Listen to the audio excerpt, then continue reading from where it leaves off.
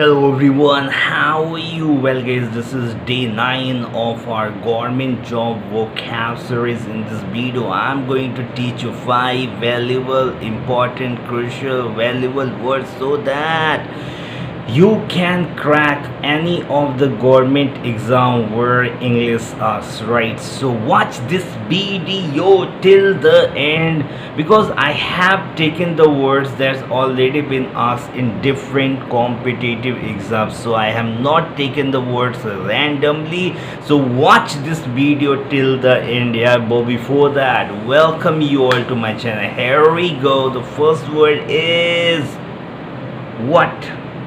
Endo, ENDOW is what? Is a verb है यार. What does it mean? यार Elon show देखते हो क्या? अमेरिकन शो है. एलन होती है जो एंकर है.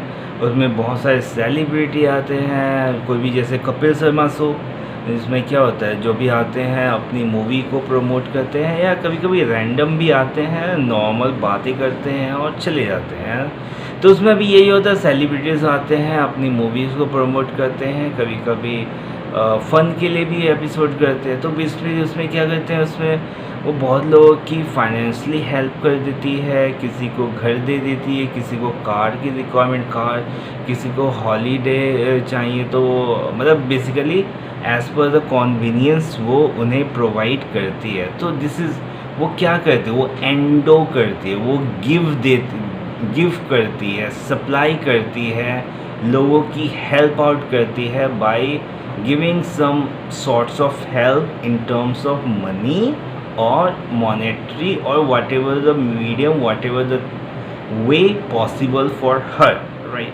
तो बेसिकली हर क्या, वो तो एक प्रोग्राम है, उसके पीछे स्पॉन्सर्स हैं, जो फाइनेंसर्स हैं. तो बेसिकली नाम तो उसी का ही होता है ना.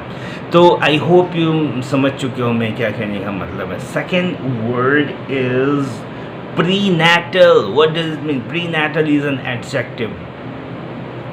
प्रीनैटल होता है before birth of a child.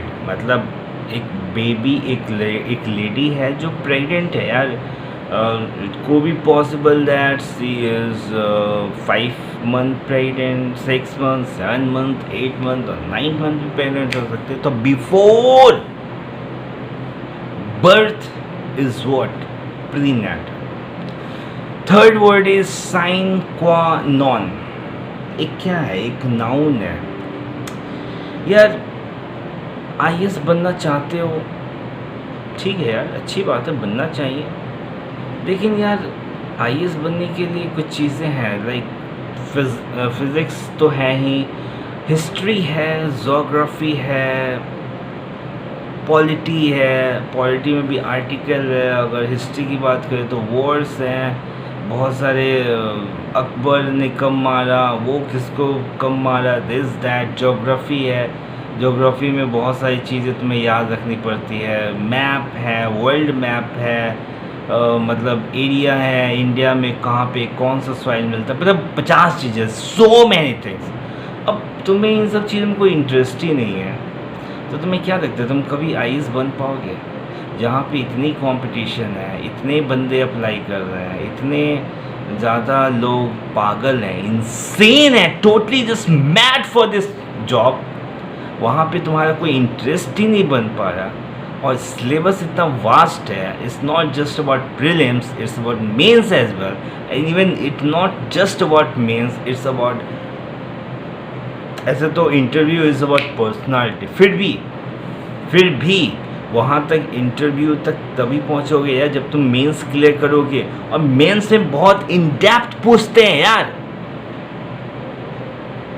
Mains में बहुत इन डेप्थ पूछते हैं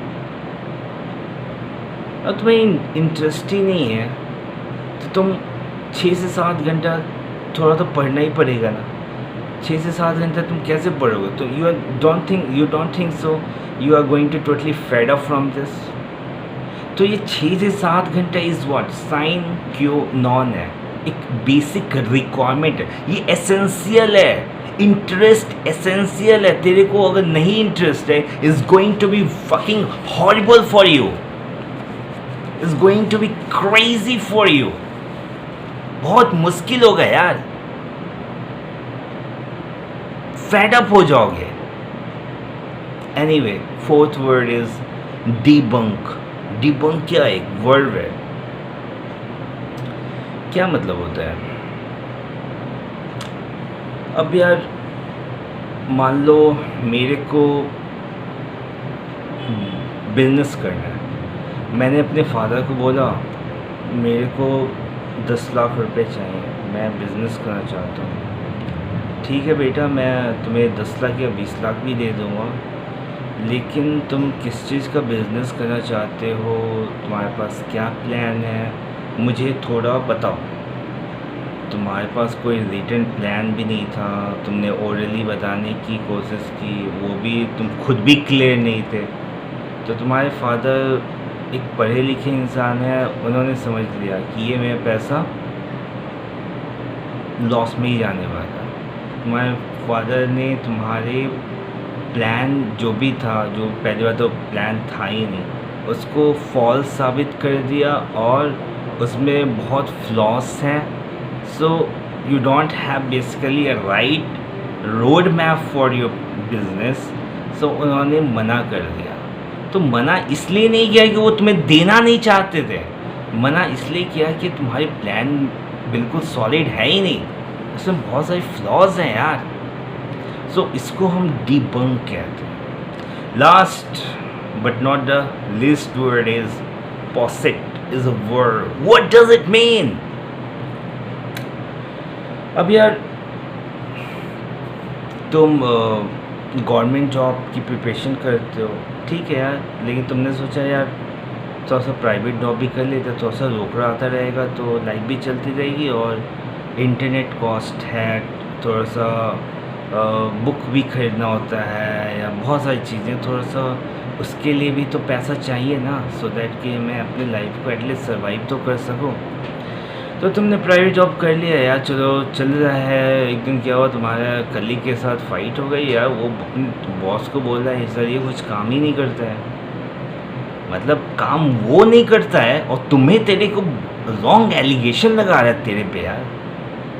तो तुम जाओगे सर ये तो रॉन्ग एलिगेशन है, I have posit of my word.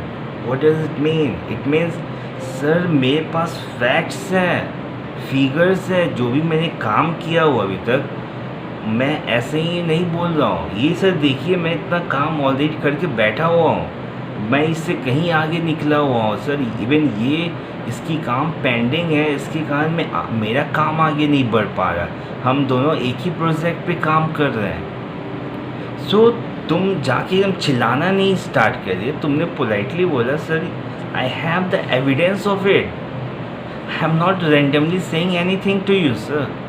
I have facts, figure, whatever I have done till now as far as this project is concerned. Everything is in the front of you. What about him? His work is very not good. Even the so many works he kept pending. तो इसी को पॉसिट कहते हैं। मतलब तुम्हारे पास एक argument करने का एक बेसिस है, एक तुम्हारे पास एक सॉलिड मुद्दा है जिस पे तुम बहस कर रहे हो, ऐसे ही नहीं कर रहे हो। This is what posit. I hope you got it right. So this is me signing off from this video. Have a great day, take care of yourself, don't forget to subscribe this, share this, like this video. Have a great day.